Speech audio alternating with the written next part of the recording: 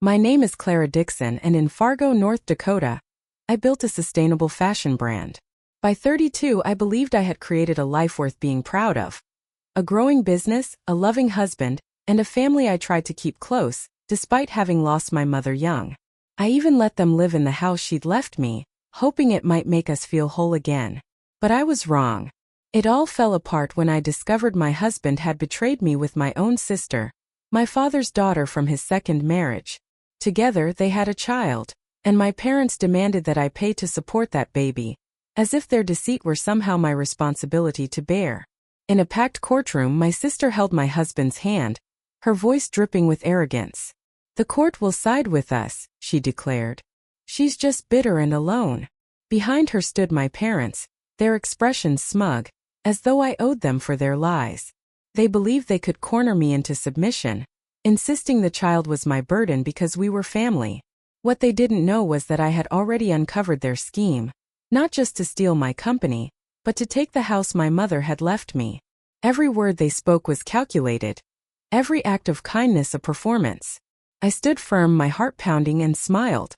"I don't need to prove my innocence," I said quietly. "I just need to show the world their guilt." What I revealed next shattered their entire plan, just as they had tried to destroy mine. Want to know how I turned the tables? Stay with me because the truth cut deeper than their betrayal. Have you ever faced family expectations that felt like a knife in the back? Share your story below. Let's talk about what it means to stand up for yourself. I grew up in a small Fargo neighborhood, raised by my dad and stepmom after losing my mother.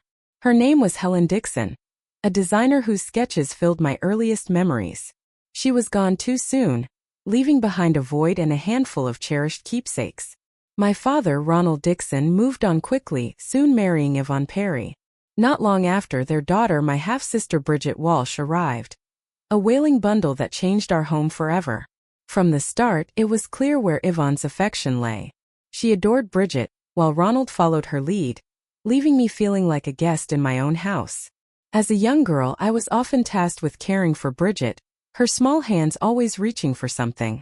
"You're the big sister," Clara, Yvonne would say sharply, expecting me to keep her daughter under control. If Bridget spilled a drink or cried through the night, I was the one blamed. Ronald stayed quiet, his nod silently agreeing with Yvonne's scolding. I swallowed my hurt, desperate for a sense of belonging. I'd already lost my mother. This fractured family was all I had left. As Bridget grew, so did my responsibilities. I fed her, soothed her tantrums, and cleaned her messes while Yvonne and Ronald went out. If she refused to eat, the fault was mine. "Why can't you manage her?" Yvonne would snap, while Bridget, even as a toddler, seemed to know she could get away with anything. School wasn't an escape either. Bridget, charming to teachers, always left me to deal with her messes. During group projects, she'd chat while I did the work, then bask in the credit. When I spoke up, Yvonne called me selfish. "Be nice to your sister," she'd say, as if that erased the unfairness. Ronald just shrugged. "Sort it out, Clara," he'd mutter. I buried myself in schoolwork, hoping achievement would earn respect.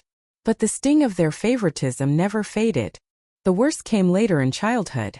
I kept a box of my mom's treasures, a locket, a few photos, and a delicate blue dress she had designed, its tiny floral stitching a piece of her heart. One afternoon, I found Bridget in my room, the dress crumpled on the floor, torn at the seams. She'd tried it on, her careless hands ripping through the fragile fabric. My heart sank as I picked it up, the flowers frayed and ruined. "It's just a dress," Bridget said carelessly. I wanted to scream, but I held back, knowing what would follow. I showed Yvonne the torn dress, hoping just once she'd take my side. Instead, her eyes narrowed. "Why didn't you keep it safe?" she snapped. Ronald nodded, agreeing I should have been more careful. They sent me to my room without dinner, while Bridget got a treat to cheer her up.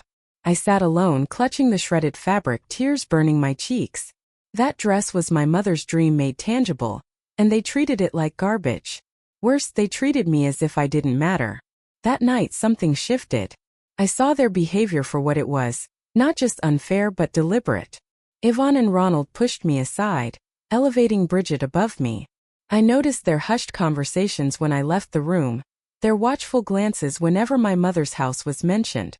I didn't grasp its value then, but I felt their quiet scheming.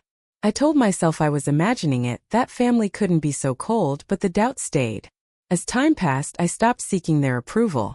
I got a job at a local boutique, saving every dollar for a life beyond their reach. Yvonne complained that I was neglecting Bridget. Ronald grew distant, his affection reserved for his younger daughter. I kept my mother's locket close, a reminder to keep moving forward. Those years taught me a hard truth. Family isn't always love. Can be a game you never agreed to play. Everything changed when warmth returned to the air and a letter arrived, sealed with my mom's name, Helen Dixon. Her will left me the house we'd lived in. A modest two-story in Fargo, its walls lined with her sketches of dresses with bold, flowing lines. My hands trembled as I signed the papers, my heart swelling. This was her gift, a piece of her I could hold. But tension followed. My stepmom, Yvonne Perry, and my dad, Ronald Dixon, stood nearby as the lawyer left. "You'll keep the house for us, right?" Yvonne asked, her voice syrupy sweet. I nodded, believing family meant sharing, even if they'd given me little in return. I let them stay, Ronald, Yvonne, and my sister Bridget Walsh, not out of duty, but out of a longing for connection after losing my mom. I hoped it would make us whole again, not fractured. Ronald said little, but the quick glance he shared with Yvonne felt heavy. I told myself it was nothing, that I was building a home for all of us. Bridget, always indulged, treated the house like her own, leaving chaos. I quietly cleaned up. The house was more than a home. It was my mom's legacy. Her attic sketches pushed me to dream beyond the life I'd known. I was working at a local boutique, learning from visiting designers. That's where I met Jillian Foster, my mom's best friend, a respected Fargo designer with a loyal following. "You've got Helen's spark," she said, flipping through my sketches. Her words ignited something in me. I wanted to create, to carry my mom's vision forward. I enrolled in a design program at a local college, juggling classes with night shifts at the boutique. Yvonne disapproved, muttering about my neglecting family duties, meaning watching Bridget, who was more interested in mischief than school work. Ronald backed her, hinting I owed them for living in my house. Their words stung, but I pushed forward, saving every paycheck and sketching late into the night. I refused to let their expectations tether me. As time passed, I saw a path forming. Sustainable fashion was gaining ground, and Fargo's tight-knit community was perfect for a small start. I rented a downtown studio using my savings. Jillian introduced me to suppliers who valued eco-friendly materials. "Start small, dream big," she told me, showing how to source organic cotton. My first collection, simple, clean line dresses, sold out at a local market. I named the brand Helen's Thread, a tribute to my mom's designs. The work was exhausting. I spent long days sewing and meeting clients. Yvonne and Ronald offered no help, only criticism of my fancy plans. Bridget, chasing her own whims, called my work just clothes. I ignored them, pouring everything into growth. Soon Helen's Thread had a website and a small shop. I hired a few locals, including a seamstress who taught me new techniques. The house, still home to my family, became a place I visited less, though I kept it open for them. I told myself it was for unity, but their coldness made me question why I tried. Jillian became my anchor. She dropped by with coffee, sharing stories of my mom's fearless creativity. "Helen would be proud," she'd say warmly. Those words carried me through exhaustion. Eventually, Helen's Thread turned a steady profit with plans for a larger collection. I'd built it without my family's support, only with determination and my mom's legacy.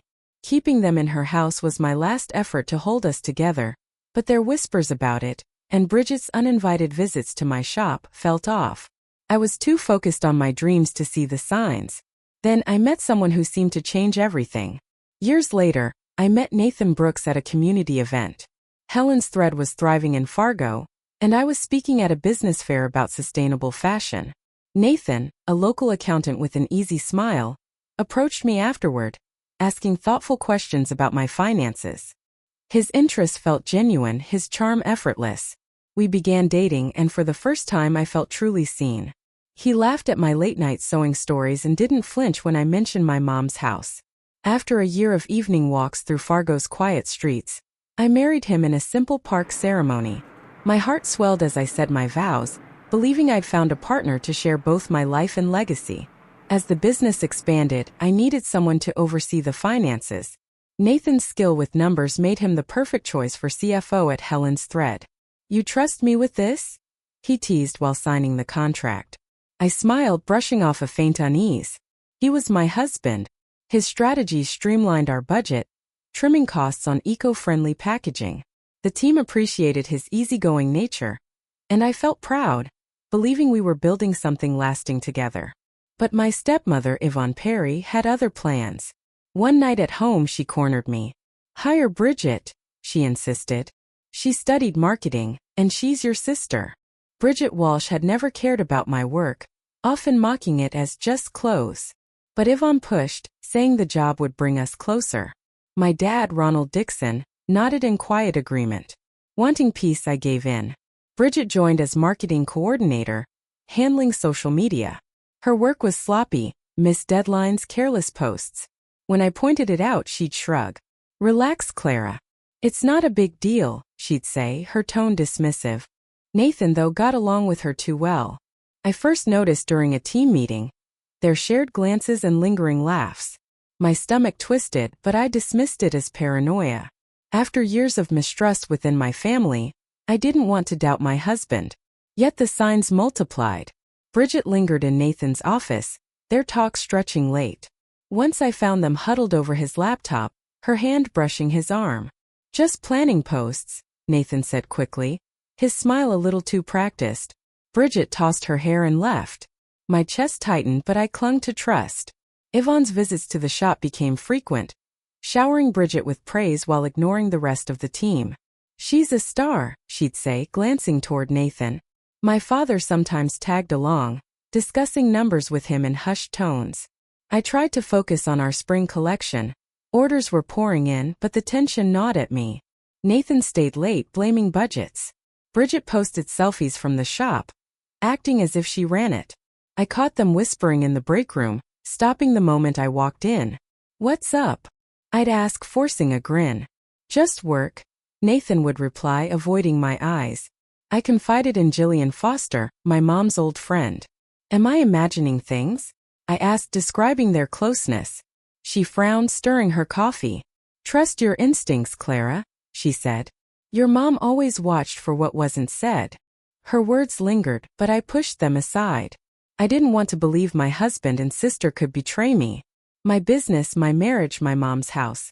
They were all tied to the family I'd fought to hold together. Still, Nathan's late nights and Bridget's smugness became impossible to ignore.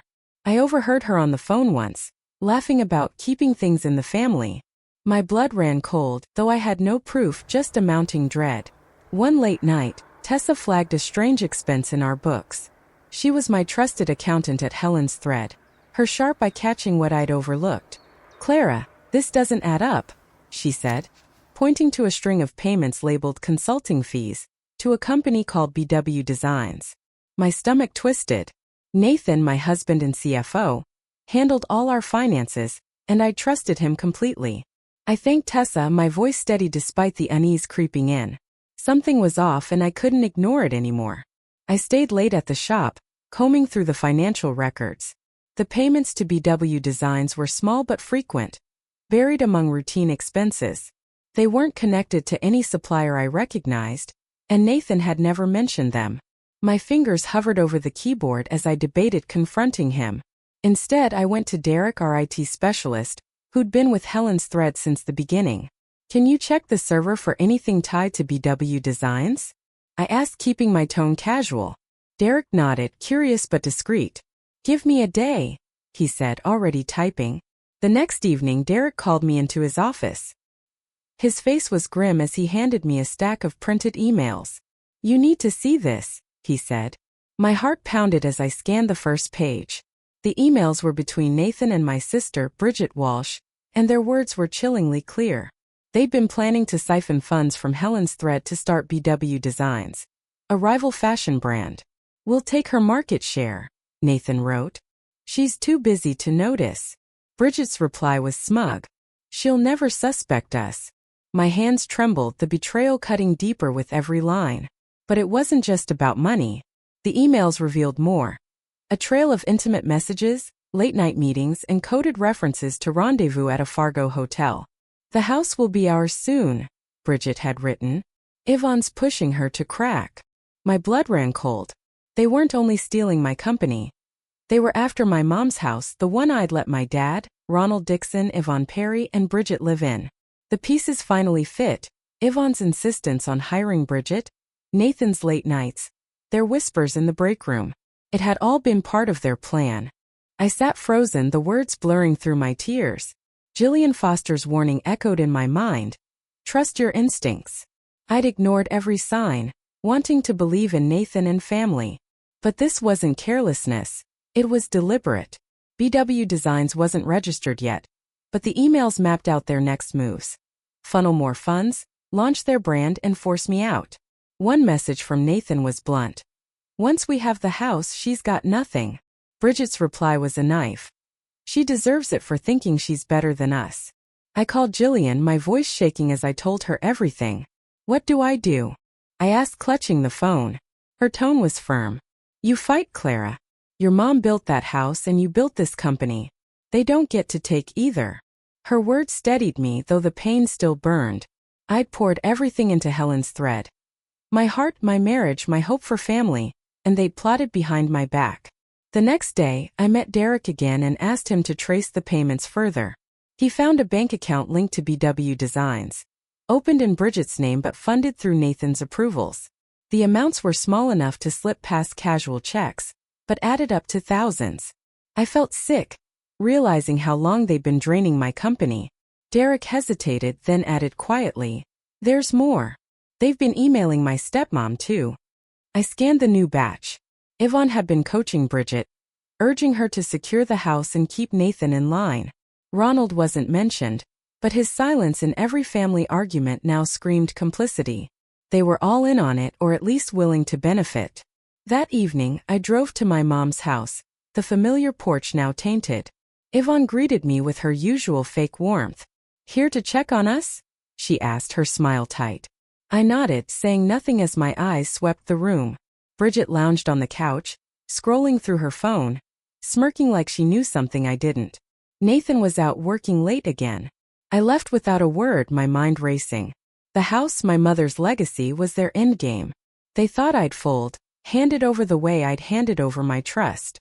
Back at the shop, I locked the emails in my desk drawer, my resolve solidifying.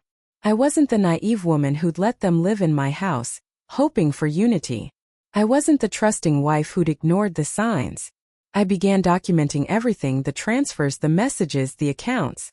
Then I called my lawyer, the quiet man who'd handled my mom's will years earlier. "I need to protect what's mine," I said. He listened carefully and promised to investigate BW Designs and their involvement. As I dug deeper, the full scope of their betrayal came into focus. Nathan had been funneling clients to a hidden account, preparing to launch BW Designs using my designs as their base. Bridget's half-hearted marketing posts had been test runs for their own brand aesthetic. Yvonne's frequent visits hadn't been meddling, they'd been reconnaissance. Every step I'd taken to build Helen's thread, every sacrifice I'd made, had become a target for their greed. My father's silence, once just neglect, now felt like betrayal. I sat alone in my office, the weight of it all pressing down. Gillian's words came back to me, "You fight." And I would. They thought they could take everything, my mother's house, my company, my trust. But I had the truth now, and it was sharper than their lies. I wasn't ready for what came next. The next day, my social media feeds were flooded with accusations. Posts on X, crafted by Bridget Walsh, painted me as a heartless tyrant who'd abandoned her family. Clara Dixon refused to support her own sister's child. One post read, "Racking up shares from strangers who knew nothing of the truth." Comments poured in, calling me selfish, greedy, a fraud who'd built Helen's thread on lies. My blood boiled as I scrolled through the attacks, each one a calculated strike. My sister wasn't just betraying me privately. She was dragging my name through the mud in public. I called Tessa, my accountant, who'd seen the posts too. "They're claiming you owe them child support," she said, her voice tight with disbelief. "It's Nathan and Bridget, isn't it?" I nodded, though she couldn't see me. The emails Derek had uncovered, proof of their affair and their plan to launch BW Designs, burned in my mind. They weren't just after my company. They wanted my mom's house, and now expected me to bankroll their child. My stepmother, Yvonne Perry, and my father, Ronald Dixon, had joined the smear campaign, retweeting Bridget's lies with their own captions. Family comes first, Yvonne wrote, her hypocrisy thick in every word. I drove to the shop, hands gripping the wheel. The team was buzzing, their eyes flicking toward me as I walked in. We saw the posts, one seamstress whispered. We're with you, Clara. Their support steadied me, but I needed action. I called a staff meeting, keeping my tone calm yet firm. Nathan and Bridget are no longer part of Helen's thread, I announced. They've been working against us. Gasps rippled through the room. Nathan's charm had fooled many, and Bridget's laziness had frustrated them for months. I handed termination letters to Derek for delivery, ensuring every step was documented. This is my company, I said. No one undermines it. Nathan stormed in an hour later, his face red. You can't fire me, he snapped, slamming his hand on my desk. You'll regret this. I stood, meeting his glare. I regret trusting you, I said, voice ice cold. Get out. Bridget followed, her smirk gone, replaced by a scowl. You're pathetic, she hissed, clutching her bag. You'll lose everything. I didn't flinch. Their threats felt hollow now, their betrayal exposed by the emails locked in my drawer. The team watched silently as they left, the door slamming behind them. The online attacks didn't stop. Yvonne posted a thread accusing me of hoarding my mom's house, claiming I'd kicked them out. It was a lie. I'd let them live there for years, hoping for family. Ronald shared her post, adding, She's turned her back on us. Their words twisted the knife, but I wasn't the naive woman still begging for approval. I contacted my mom's friend, Jillian Foster, who'd been my rock through every storm. I need a lawyer, I told her, my voice steady despite the chaos. Someone who can fight dirty. Jillian didn't hesitate. Call Heidi. She's sharp and owes me a favor. Heidi, the attorney Jillian recommended, met me at her Fargo office the next morning. Her handshake was firm, her eyes assessing. I've seen the posts, she said, sliding a tablet across her desk. They're building a narrative to pressure you. I handed her the emails Derek had found, detailing Nathan and Bridget's plan for BW Designs and their affair. Heidi's brow furrowed as she read. This is fraud, she said. And the house will lock down the will. She explained that my mom, Helen Dixon, had created an airtight will naming me as sole heir. Yvonne and Ronald had no claim, but their public campaign was meant to force my hand. Heidi dove into the legal details, pulling property records for the house. They're trying to claim adverse possession, she explained evenly. Living there for years gives them a weak argument, but the will overrides it. I nodded, my resolve hardening. The house was my mother's legacy, tied to Helen's thread, and I wouldn't let them take it. Heidi promised to file an injunction blocking any move on the property, and to counter their lies with a defamation suit. We'll expose them, she said, pen tapping against her desk. Back at the shop, I worked with Tessa to secure our accounts. We froze Nathan's access and audited every transaction. Derek ran a full sweep of our servers, ensuring no data was leaking to BW Designs. The team rallied around me, their loyalty my lifeline. Customers began posting in my defense, sharing stories about Helen's thread's sustainable mission. Don't let the haters win, one wrote, warming my heart. But the fight wasn't over. Bridget's posts grew nastier, claiming I'd cheated her out of her rightful share of the business. Yvonne doubled down, calling me a disgrace to family. Ronald's silence online, paired with his quiet endorsement of their lies, cut deepest of all. One evening I drove to the house, the porch lights casting long shadows. Yvonne opened the door, her smile smug. Come to beg forgiveness? She asked. I shook my head. I'm here to remind you whose house this is, I said evenly. Bridget lounged inside, phone in hand, likely drafting another post. Ronald sat in the living room, eyes averted. I didn't stay long, just long enough to make my stance clear. As I turned to leave, Yvonne called after me. You'll lose in court. I didn't look back. Heidi's confidence was my armor now. The online storm raged on, but I focused on protecting what was mine.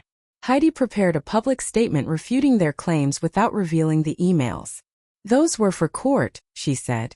She advised me to stay silent online, letting their lies overreach. They're desperate, she said. That's their weakness. I trusted her, though the weight of betrayal pressed hard. My mom's house, my company, my trust, they tried to steal it all. Jillian stopped by the shop, her presence grounding. You're stronger than they know, she said, squeezing my hand. I clung to that, knowing the fight was far from over. At the courthouse, I faced them one last time. The courtroom was tense as I stepped forward to speak. The Fargo courthouse, with its cold wooden benches, carried a weight I hadn't felt since my first legal battle years ago. My hands clutched a folder of evidence, emails Derek had uncovered, and my mom's will, proving Helen Dixon's house was mine alone. Across the room, Nathan Brooks, Bridget Walsh, Yvonne Perry, and my father, Ronald Dixon, sat beside their attorney, their faces shifting between defiance and unease. I straightened, my resolve hardened by months of their deceit. Martin, the seasoned lawyer Heidi had brought in, stood beside me. His calm presence steadied my nerves as I faced the judge. Your Honor, I began, my voice steady despite the knot in my chest. These documents reveal a calculated plan to steal my company and my mother's home. I handed over the emails, each page detailing Nathan and Bridget's scheme to funnel funds into BW Designs, their shell company. Their intimate exchanges hinted at an affair, but I focused on the fraud. They tried to take everything I built, I said, glancing at my sister. Her eyes narrowed, but she remained silent. Martin took over, his tone commanding. Clara Marie Dixon inherited her mother's home through an airtight will, he said, presenting the document signed by Helen Dixon. The defendants, Nathan, Bridget, Yvonne, and Ronald, have no legal claim. He pointed to the emails outlining how Nathan, as CFO, had diverted thousands from Helen's thread to a bank account in Bridget's name. This is theft, Martin declared. Their social media campaign was a deliberate attempt to pressure Clara into surrendering her assets. The judge's gaze sharpened, fixed on the defendants. Nathan's lawyer countered, arguing the house belonged to the family since they'd lived there for years. Clara owes them support, he insisted, gesturing to Bridget, who clutched a notebook as if it held her innocence. Yvonne nodded, her expression a mask of false hurt. Ronald stared at the floor, his silence louder than any defense. Martin swiftly responded, presenting bank records Tessa had audited, showing the unauthorized transfers. Adverse possession doesn't apply, he said firmly. The will is explicit, and their actions were fraudulent. I watched Bridget shift uneasily as Martin detailed her role. Ms. Walsh used her marketing position to test Clara's designs for BW Designs, he said, displaying screenshots of her posts, eerily similar to Helen's thread style. The judge leaned forward, her brow furrowed. I spoke again, my voice rising. I let them live in my mom's house, hoping for family. They repaid me with lies. Yvonne's lips tightened, avoiding my eyes. Nathan's jaw clenched, his charm gone. Heidi, seated behind me, whispered, "Stay strong." Her work with Martin had built an airtight case. They traced every transaction and email back to Nathan and Bridget, with Yvonne's guidance in the background. Ronald's complicity was less direct, but his support for their lies was undeniable. The courtroom fell silent as Martin played his final card, a recorded call legally obtained, where Yvonne urged Bridget to push Clara until she breaks. The judge's face hardened, and a flicker of hope stirred inside me. The defense tried to pivot, accusing me of fabricating evidence. Martin shut them down, presenting Derek's affidavit confirming the email's authenticity from our servers. This isn't speculation, Martin said. It's proof of intent to defraud. The judge called a recess and I stepped outside with Jillian Foster, my mom's friend who'd come to support me. You're doing what Helen would have done, she said, resting her hand on my shoulder. I nodded, clutching the locket my mom had left me, its weight grounding me. When the judge returned, her ruling was swift. The evidence is overwhelming, she said. Clara Marie Dixon retains full ownership of the house and Helen's thread. The defendant's claims are dismissed. A murmur rippled through the courtroom. Martin's face stayed composed, but Heidi squeezed my arm, her eyes bright. The judge continued. The plaintiff's actions warrant further investigation for fraud and embezzlement. Nathan's face paled, and Bridget's hands trembled. Yvonne whispered to their lawyer, her composure cracking. Ronald looked defeated, shoulders slumped. The aftermath was devastating for them.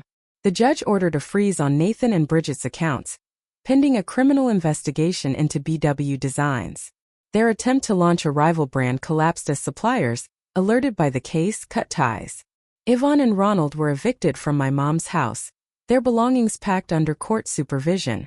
The Fargo community, once swayed by their social media lies, turned against them. Local papers covered the failed scheme, and Helen's thread gained new support as customers rallied behind my story. Justice for Clara. One post read, shared widely on X. Outside the courthouse, the autumn air felt sharp and clean. Jillian joined me, a reminder of my mom's strength. You fought for her legacy, she said. I nodded, the weight of the trial slowly lifting. Martin and Heidi met me later, outlining the next steps. The criminal case will take time, Martin said. But their assets tied to the fraud are gone. I thanked them, my voice thick. The house was mine legally and emotionally, and Helen's thread was safe. Back at the shop, Tessa and Derek greeted me with smiles. The team had kept everything running, their loyalty unwavering. I walked through the studio, touching the fabrics my mom once inspired. The sting of betrayal lingered. Nathan's deceit, Bridget's malice, Yvonne's scheming, Ronald's silence. But I had one. Their plan to destroy me had failed. I looked at the sketches on my desk, new designs for the next collection. My mother's legacy lived in every stitch, and no one could ever take that away. With the trial behind me, I finally looked toward the future. As I stepped out of the courthouse, I felt a new beginning take shape. The weight of the trial, Nathan's betrayal, Bridget's malice, and Yvonne and Ronald's complicity, finally lifted, leaving room for something lighter. Fargo's crisp air filled my lungs as I drove to my mother's house, now truly mine. The victory in court had secured Helen's thread and the home Helen Dixon left me. But a harder decision awaited. Bridget's child, trapped in the aftermath of her schemes, needed a future. I couldn't turn away from an innocent life, no matter how deep her mother's damage ran. I met with Heidi at her office to discuss the child's care. Bridget's facing charges, she said evenly. She's in no position to raise anyone. The criminal case against my sister and my ex-husband, Nathan Brooks, had stripped them of stability. Their assets tied to BW Designs were frozen, and their reputations in Fargo lay in ruins. I signed the papers as Clara Marie Dixon, agreeing to take custody. This isn't about her, I told Heidi. It's about doing what's right. She nodded, her eyes soft with respect. The choice wasn't easy. My heart ached as I prepared a room in the house, filling it with toys and soft blankets. Each small gesture reminded me of Bridget's cruelty. Her posts branding me selfish, her emails plotting to steal my company. But the child wasn't her. I named the space Hope's Corner, a quiet vow to offer a gentler start. Jillian Foster, my mother's longtime friend, helped me settle in. You're stronger than I ever was, she said, adjusting a small crib. I smiled gratefully. I'm just trying to honor Mom's heart. I severed all ties with my family. Nathan, awaiting trial, sent a letter begging forgiveness. I burned it without reading. Bridget, Yvonne Perry, and my father Ronald Dixon tried calling, but I blocked every number. Their voices, once woven into my life, no longer belonged in my future. The house, once a symbol of longing, became a sanctuary for me and the child. I hired a kind local nanny to help while I worked. The pain of betrayal lingered, but I refused to let it define me. Helen's thread flourished. With Tessa handling finances and Derek fortifying our systems, we expanded the shop. New collections, inspired by my mother's sketches, drew customers from across North Dakota. The community, once swayed by Bridget's lies, now rallied behind me. Local boutiques stocked our designs, and online posts praised our sustainable mission. Clara's a fighter, one customer wrote, sharing a photo of her dress. Reading their words, my heart swelled. The team had become my true family, a stark contrast to the one I lost. Inspired by the journey, I founded the Helen Dixon Fund to support women starting their own businesses. Partnering with local organizations in Fargo, I offered grants and mentorship. At the first event, I stood before a small audience, my voice steady. My mom taught me to create and to stand tall, I said. This fund is for women who dare to dream, no matter the obstacles. Jillian watched proudly from the front row, while Tessa and Derek managed every detail flawlessly. The fund's first grant went to a young designer whose sketches reminded me of my early years. Helping her felt like carrying on my mother's legacy. Over time, peace returned through routine. Mornings began with coffee and sketches at the shop. Afternoons were for the child, reading stories in Hope's Corner. Evenings I planned the fund's next steps with Heidi's legal insight. The house, once heavy with tension, now echoed with laughter. I hung my mother's sketches along the walls, bold strokes that reminded me of everything I'd fought to protect. The scars of betrayal, Nathan's deceit, Bridget's cruelty, Yvonne and Ronald's silence, slowly faded, replaced by purpose. Looking back, I've learned that independence and responsibility can heal even the deepest wounds. Betrayal taught me to trust myself and to hold fast to my values. Taking in an innocent child, despite the pain tied to her mother, showed me that kindness isn't weakness, it's strength. Building Helen's thread and the fund proved that no one can steal your dreams unless you let them. To anyone fighting their own battles, I'd say this: hold on to what's yours. Protect those who need you. And never let betrayal dim your light. My mother's legacy lives in every step I take, and I'm stronger for it.